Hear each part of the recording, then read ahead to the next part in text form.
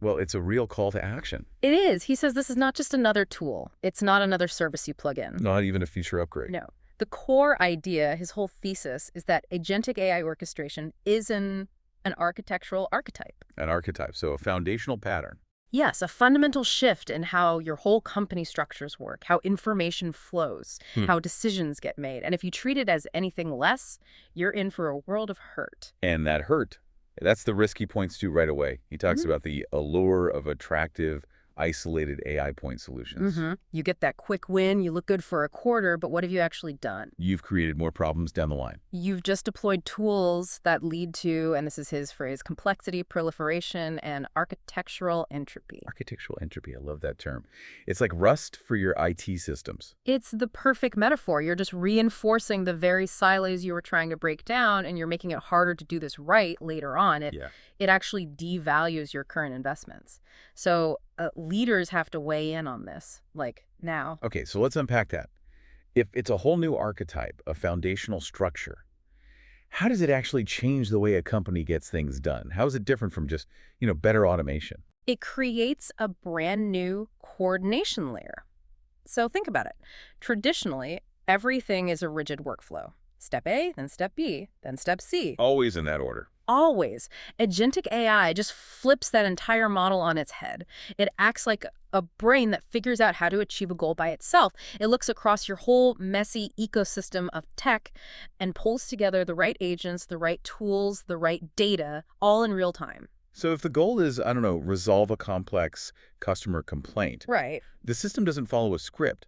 Right. It figures out what it needs, finds the right agents for inventory, for billing, for customer history, and weaves them together on the fly. That is true federated orchestration. You're talking about a coordination fabric. And these agents, they're specialized. One knows pricing, another knows shipping, another knows company policy. They collaborate, even across ancient legacy systems. And it's not chaos. It's all happening under a central governance model. Exactly. The analogy he uses is it's perfect. It makes the scale of this change so clear. The map analogy. Yeah, the map. It's the difference between planning a road trip with a paper map. Where you do all the work, all the planning. Right.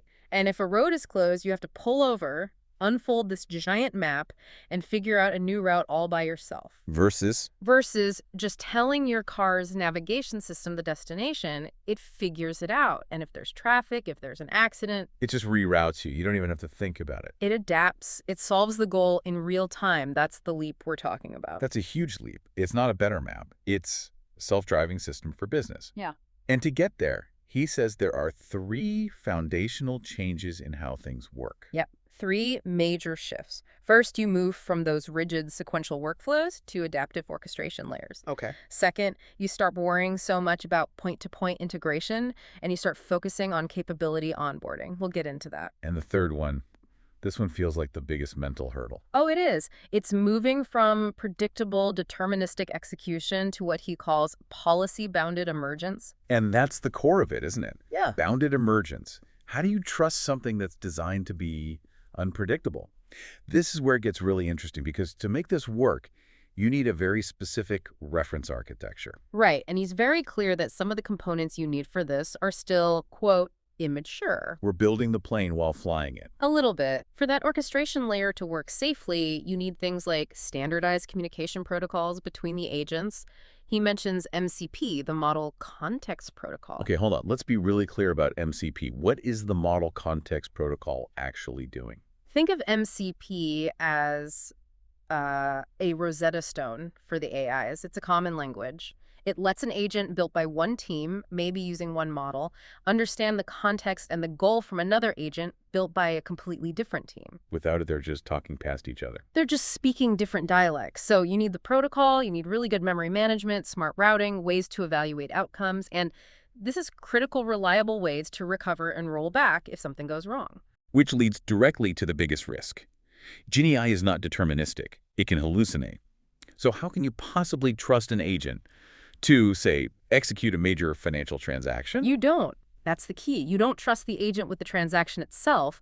You trust the system that the agent calls. Oh, okay. That's a crucial distinction. It's the whole architectural point. Yeah. The Gen AI-based agent does the creative, predictive thinking, but the mission-critical action that gets handed off to a deterministic capability. a hardened, trusted enterprise system. So an agent might decide a high-value customer gets a 10% discount. Right. But the agent doesn't go into the pricing database itself. It triggers a tool, which makes a verified, deterministic API call to the old, reliable pricing system. Exactly. The agent is the emergent brain. The legacy system is the audited hand. That separation is your safety valve. And to make all that work, governance can't be an afterthought. It has to be baked in from the very beginning. What are the non-negotiables? What absolutely has to be in that governance structure? He lists a few. First, super strict identity management with least privilege. An agent can only access what it absolutely needs for that one task. Makes sense. Second, total observability. You need to be able to see and track every single decision, every action, and have policies you can actually enforce. And you have to define where the humans step in. Absolutely. You need clear human-in-the-loop thresholds. If a transaction is over a certain amount, a human must approve it. No exceptions. And finally... Finally, you need lineage, a full audit trail, with a guaranteed fallback to a safe, deterministic path if the new emergent way fails. You have to be able to trust it, or none of this matters. This really does sound like a complete overhaul of IT philosophy. I mean, he lays out 4 crucial mindset shifts for leaders. Let's get into those because this is where the theory hits the road. The first one is a big conceptual jump. It's moving from deploy a workflow to design a market. A market that implies things like competition, pricing. How is that different from just a really complex workflow? Okay, so in a workflow, service A is hardwired to call service B. It's static. In a market, the orchestration layer is it's an internal marketplace. Where capabilities are for sale. Exactly. An agent doesn't know which specific service will give it the best shipping quote. It just announces its need to the market. And maybe 3 different internal shipping services bid on the task based on cost, speed, and their own contracts. Applications become these dynamic compositions instead of siloed products. So if a new bidder pricing engine comes online, the agents just start using it. No one has to go in and recode the whole application. Precisely. It's designed for change. Which brings us to the second shift, moving from that rigid deterministic world to policy-bounded emergence. So if the whole point is for the agent to be adaptive, how do you stop it from adapting its way into, breaking a law or a security policy? You engineer what he calls bounded variability. You accept that it won't be perfectly predictable, but you build a very strong fence around its playground. The policy cage. The policy cage, exactly. You build in automated approvals for sensitive stuff, you set those HITL thresholds we talked about, and you have deterministic fallbacks for anything regulated, like a financial compliance check. The agent can be creative, but only inside the cage. It's a shift from writing code to writing policy. Yeah. Which leads to shift number 3. Tackling the biggest bottleneck in any large company. The integration backlog. Moving from an integration backlog to capability onboarding. This is the painful part. We all know that backlog is a mile long.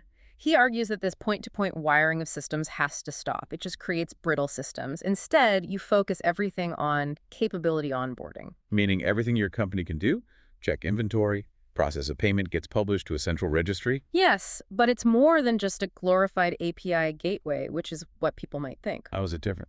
It's the contract. The contract is everything. It's not just, here are the inputs and outputs. The contract has to include preconditions, postconditions, the operational risks, the cost of using it. The agent interacts with the rich contract, not the brittle integration point. So that registry is the real inventory of what your company can actually do. Yeah. And that's the key to the final shift, which is all about the crazy pace of AI development. Right. Moving from vendor lock-in to a composition strategy. You have to assume whatever you're using today will be obsolete tomorrow. Or next quarter. You have to design for churn. The architecture has to be built for interchangeability from day one.